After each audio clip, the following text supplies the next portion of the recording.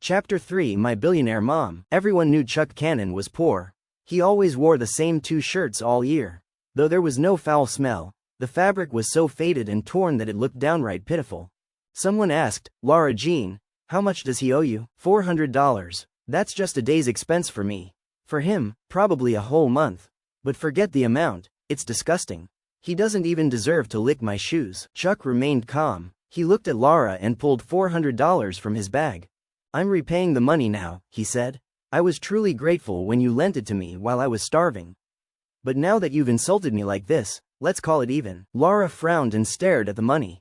Her voice turned cold. Where did you get that? Did you steal it or something? Someone joked, better check our wallets. Chuck answered calmly, I earned it. You? Laura sneered. Why don't you look in the mirror before saying something so ridiculous?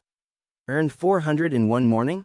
Did you sell your body? The whole class erupted into laughter. Haha, even if he did, who would pay for that? Amid the laughter, Chuck sighed and sat down. Laura, you should go easier on people, someone said. Laura scoffed and stuffed the money into her purse. Then explain how you earned it. Answer us. Chuck hesitated, then said casually, I found it. Oh, lucky, huh?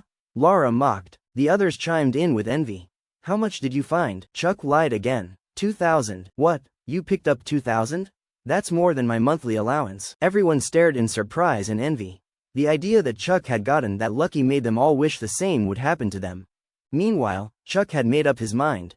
I'm moving out today. You? Move out? Yvette said, stunned. Let's see how long you can last.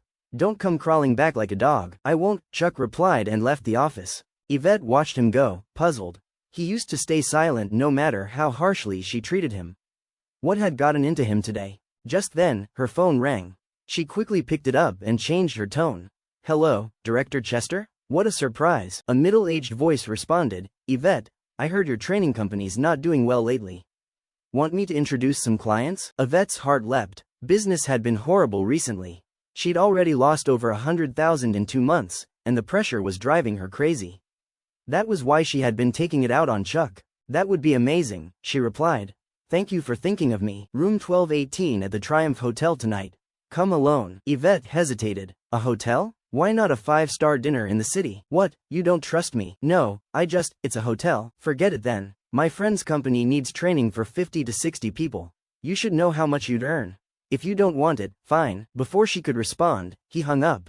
She bit her lip, unsure what to do. It was a golden opportunity, but something felt off. Later, Chuck dragged his suitcase out. Despite having over $1 million in his account, and access to more with just a phone call, he didn't flaunt it. If you need money, I can help, he had offered Yvette. She had sneered, keep it for your instant noodles. Chuck didn't argue. He left quietly and took a taxi to the Triumph Hotel. The sight left him stunned. Elegant buildings, European-style interiors, everything glimmering with luxury. He couldn't have dreamed of staying here before. But now, things were different. Just as he was about to enter, he spotted Yvette's car pulling into the parking lot.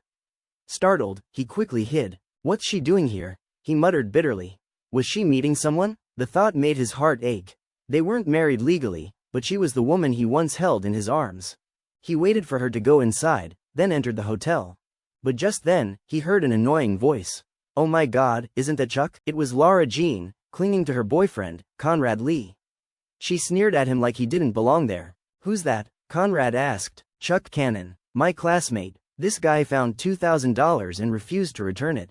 Pathetic, right? Conrad smirked. Haha, I bet he's never even seen that much money before. Don't waste time on him. Let's go check in. They walked to the front desk. A standard room, please, Conrad said. I'm sorry, the receptionist smiled politely.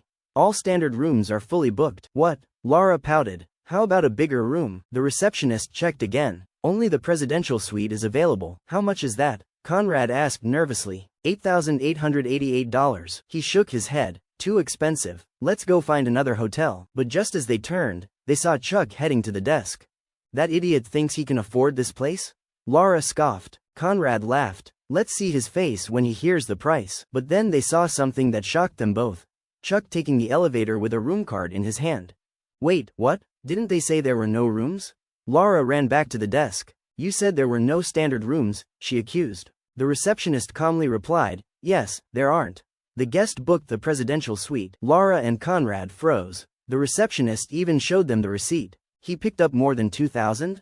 Conrad whispered. Maybe 20,000. Laura's jealousy flared. And he's spending half of it in one night?